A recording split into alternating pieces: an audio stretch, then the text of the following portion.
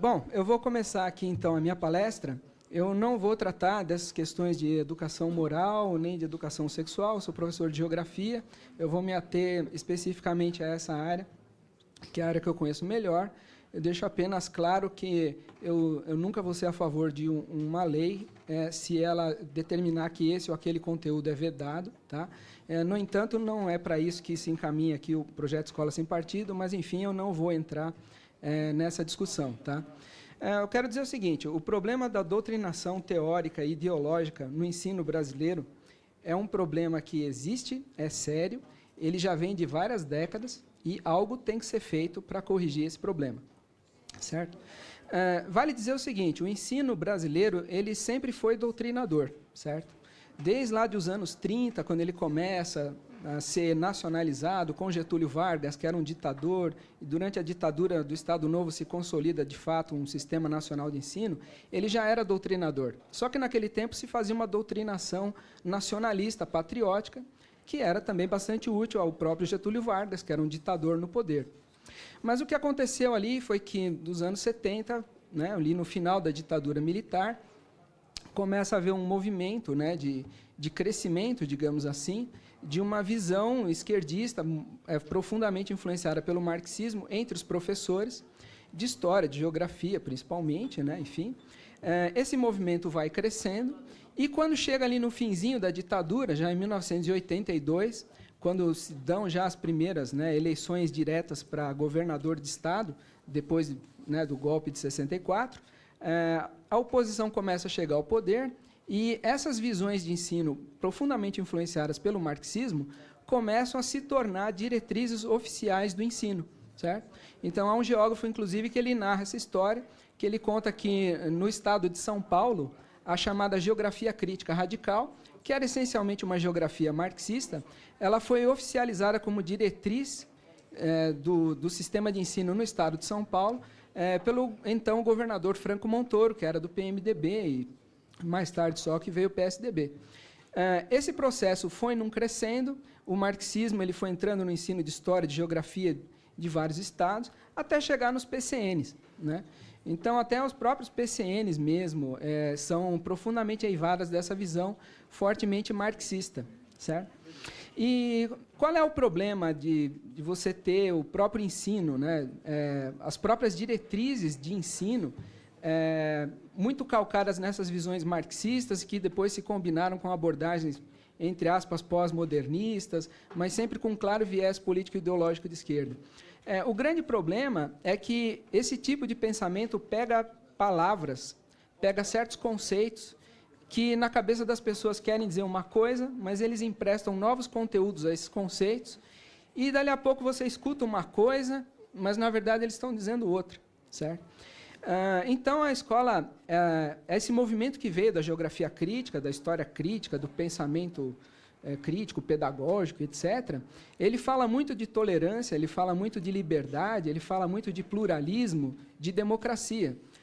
Mas, na verdade, os conteúdos ensinados aos alunos vão no sentido oposto. Eles não respeitam o pluralismo, eles não respeitam a diversidade de ideias. E digo até mais, eles nem sequer do ponto de vista da tolerância, eles contribuem. Eles tendem a formar pessoas intolerantes, na verdade. Não intolerantes com relação a uma raça, ou intolerantes com relação a uma orientação sexual, que seja, mas intolerância em relação a quem pensa por padrões que não são da esquerda marxista radical, e intolerância até a classes sociais que são identificadas com um pensamento que seria oposto ao deles. Eu vou dar só um pequeno exemplo. Eu já publiquei esse livro aqui em 2013, por uma crítica da geografia crítica. Hoje em dia esse livro tem de graça na internet, dá para baixar lá a versão PDF dele e tal. E aqui, 2 capítulos, eu dou vários exemplos de como os livros didáticos impõem uma visão unilateral da realidade e sempre com um efeito oposto ao que o livro diz que vai oferecer ao aluno, certo?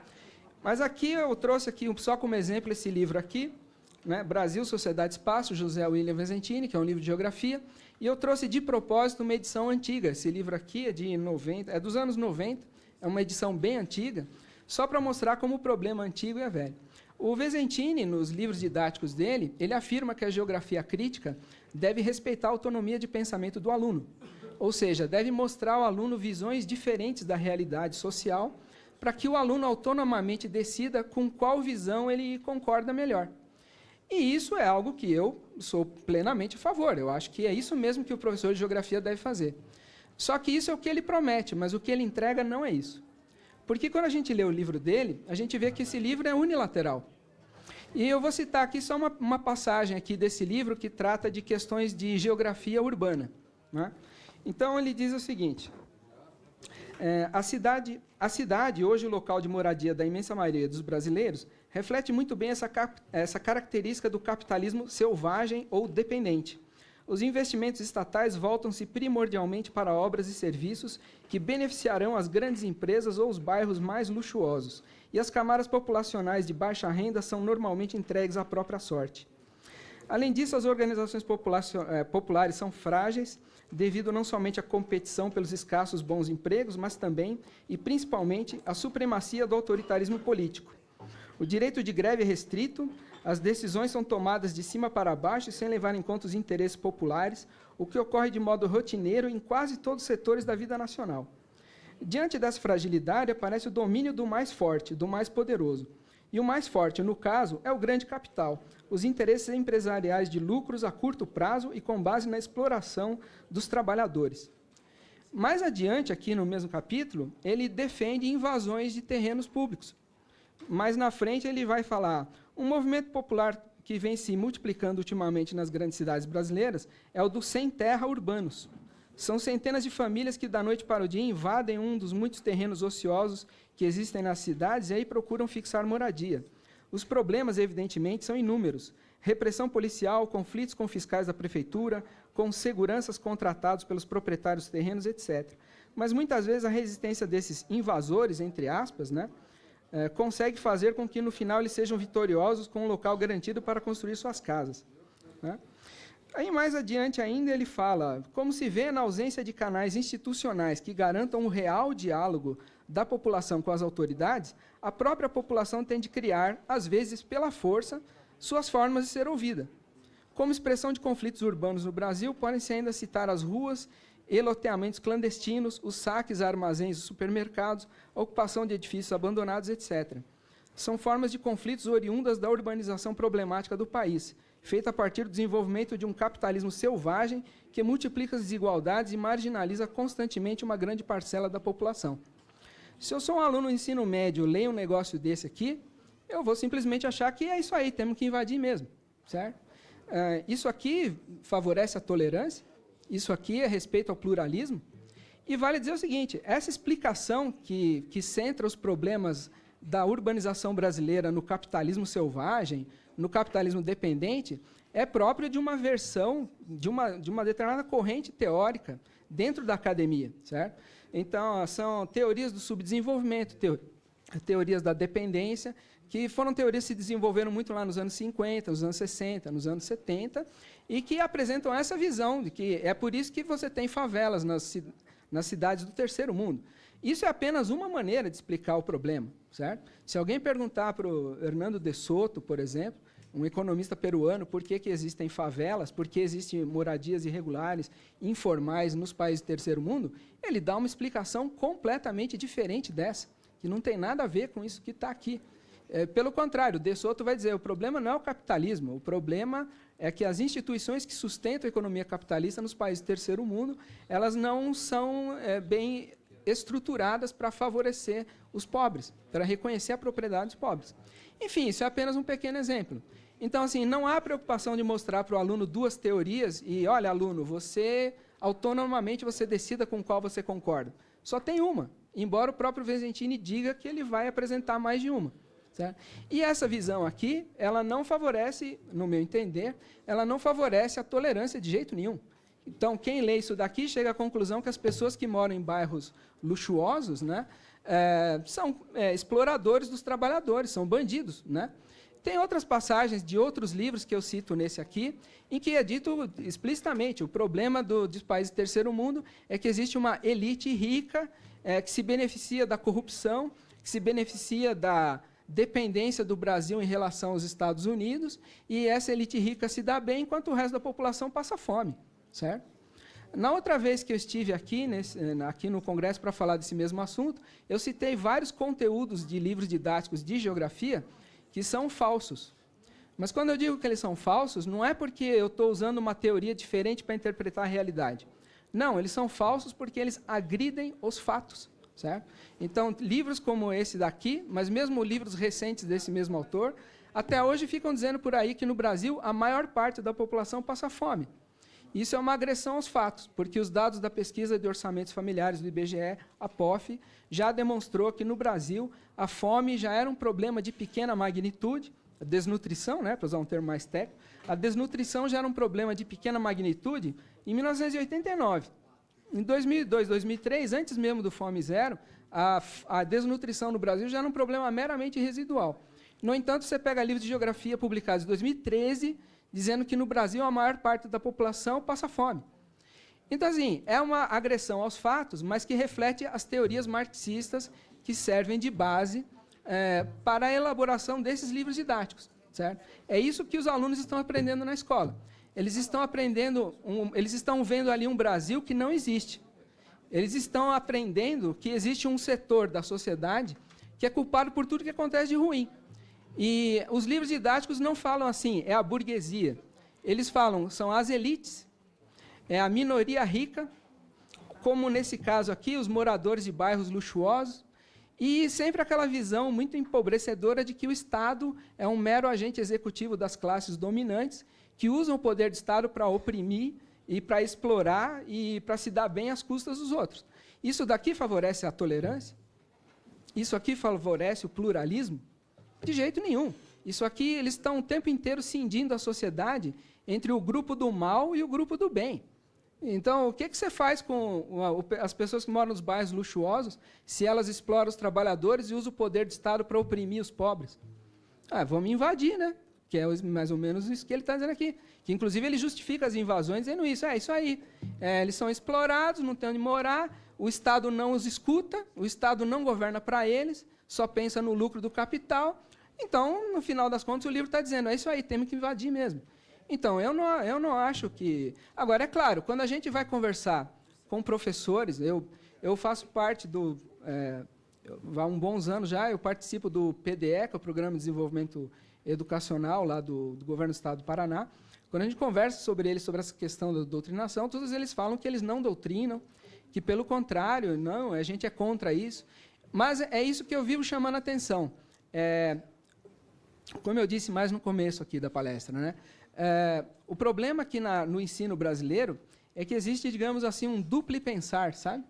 Assim, eles falam uma coisa, mas eles fazem outra. E eles são o tempo inteiro contraditórios no que eles propõem e naquilo que eles realmente fazem. Então, eles sempre falam, não, o pensamento crítico é você ensinar para o aluno pensar com a própria cabeça. Tá? O problema é que eles usam a expressão pensamento crítico com um duplo sentido contraditório. Às vezes, pensamento crítico significa ensinar o aluno a pensar com a própria cabeça. Noutras vezes, pensamento crítico é você ensinar para o aluno teorias críticas do capitalismo.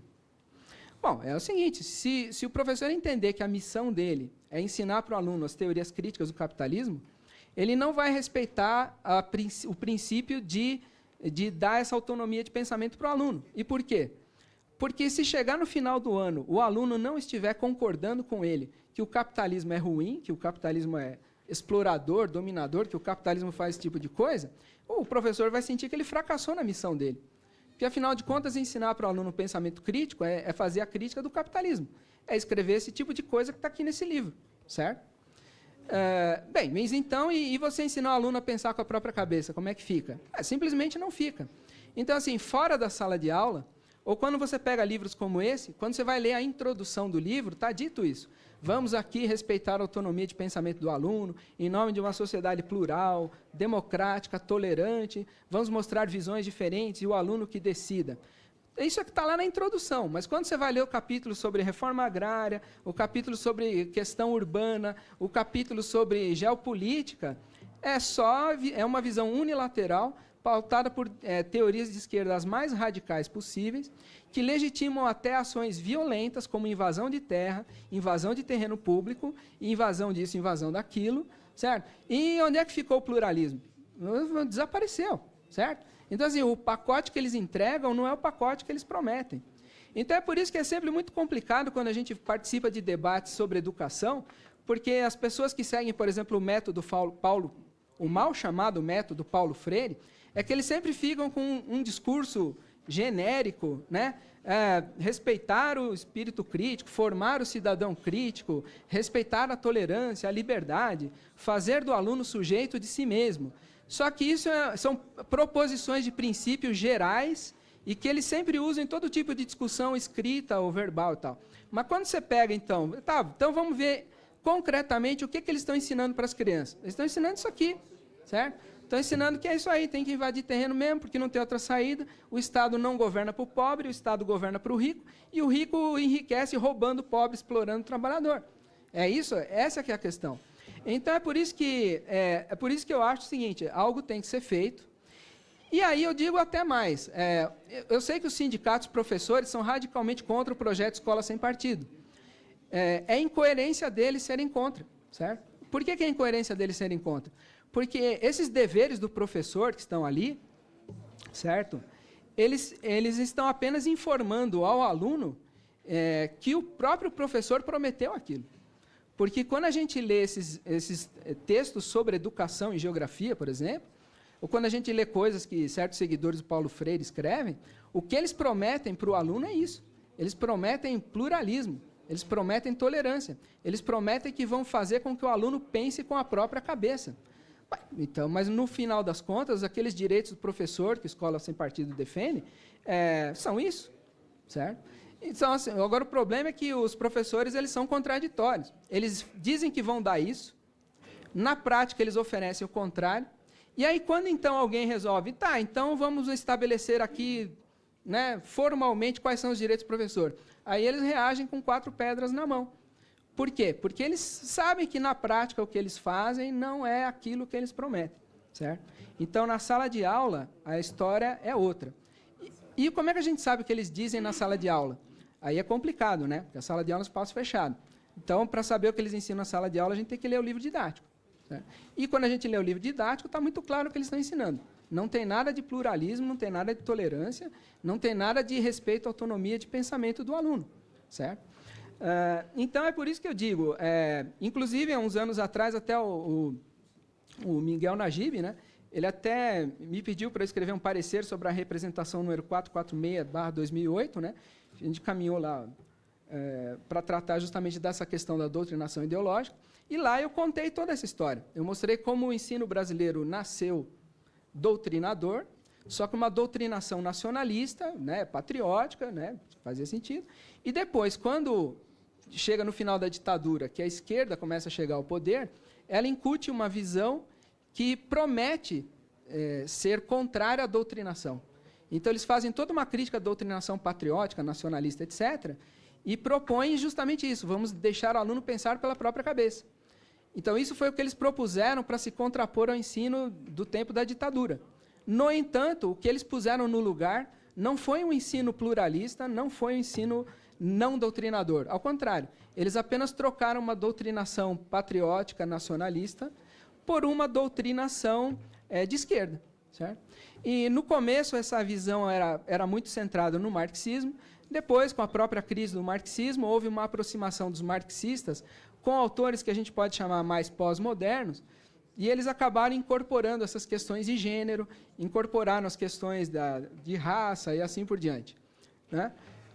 Só que sempre que eles vão trabalhar essas questões, eles também sempre trabalham numa linha sempre de opor, sempre de estabelecer que existe uma elite que, além de ser corrupta e exploradora trabalhadora, é preconceituosa, etc., etc., etc., né? E sempre opondo o bem contra o mal, e também o que também pode levar a visões distorcidas da própria história brasileira.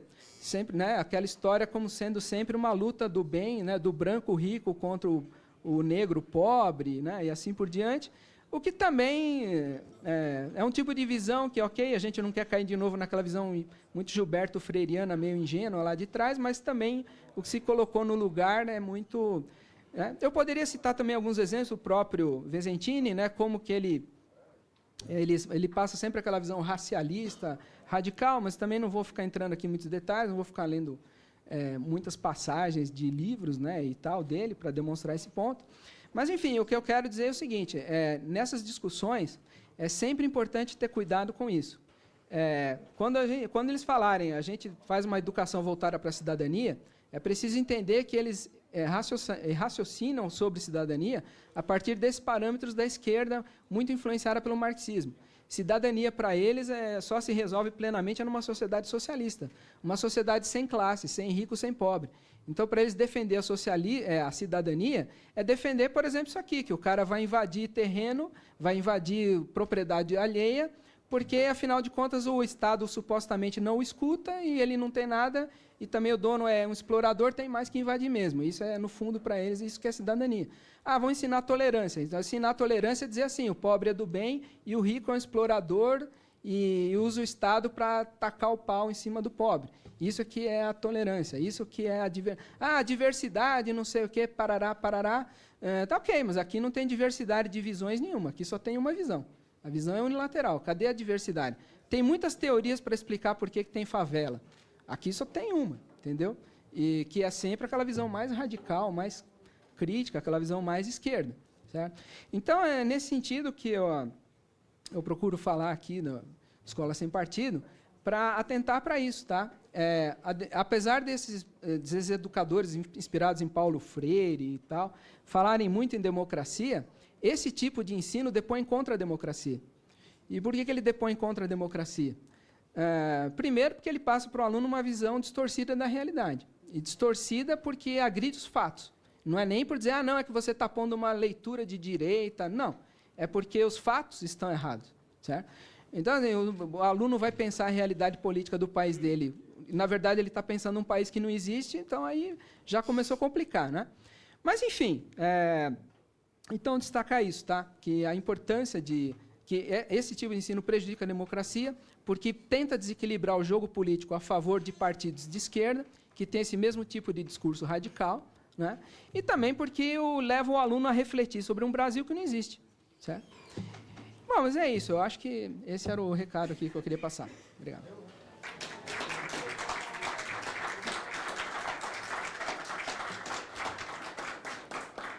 Essa presidência